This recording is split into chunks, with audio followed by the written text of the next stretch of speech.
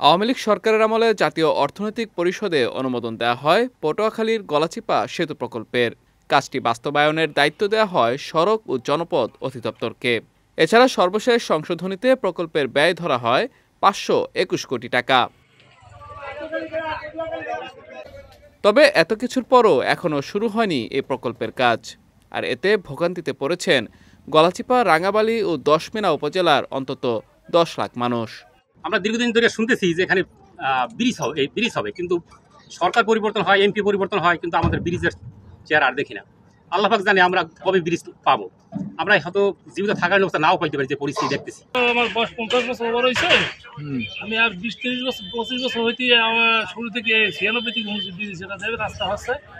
এখন ব্রিজ দেবে করে কিছুদিন আগে শুনছি মাপছে, এখন শুনছি ব্রিজ আসতেই আছে না। কিন্তু ব্রিজ আমাকে জরুরি দরকার ব্রিজটা, যাতায়াত জন্য রাঙ্গামালী পর্যন্ত 10 মিনিট বা উপর কালাইয়া এই যোগাযোগটা আমাদের খুব ভালো হয়। মানুষের ভোগান্তি অনেক সময় রোগী বসে থাকে, হ্যাঁ ওই অ্যাম্বুলেন্স বই থাকে, দায়িত্ব না ফেরির উপর থাকে, যার জন্য বিশাল সমস্যা হয়। প্রতিদিন এই নদীতে ফেরি পারাপার হয়ে রাজধানী ঢাকাসহ দেশের বিভিন্ন স্থানে চলাচল করছে হাজারো মানুষ। অনেক সময় মুমূর্ষু রোগী নিয়ে ফেরির অপেক্ষায় থাকতে হয় তাদের। আমাদের অ্যাম্বুলেন্সে রুগী নিয়ে যেতে অনেক কষ্ট হয়। এখানে একটা ব্রিজ জরুরি দরকার, কারণ ফেরি সবসময় পাওয়া যায় না, রুগীর অনেক সমস্যা হয় এখানে। অ্যাম্বুলেন্স আর মানুষ নেই, যে কোনো মানুষ এই যে ঘন্টা বা ঘন্টা বসে থাকতে হয়। ব্রিজটা হলে আমাদের অনেক উপকার হয়।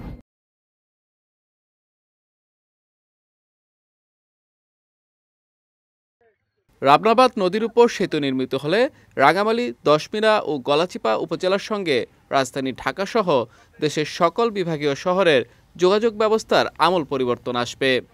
ভোগান্তি কমবে এ অঞ্চলের মানুষের। বিজয় টিভি নিউজ ডেস্ক।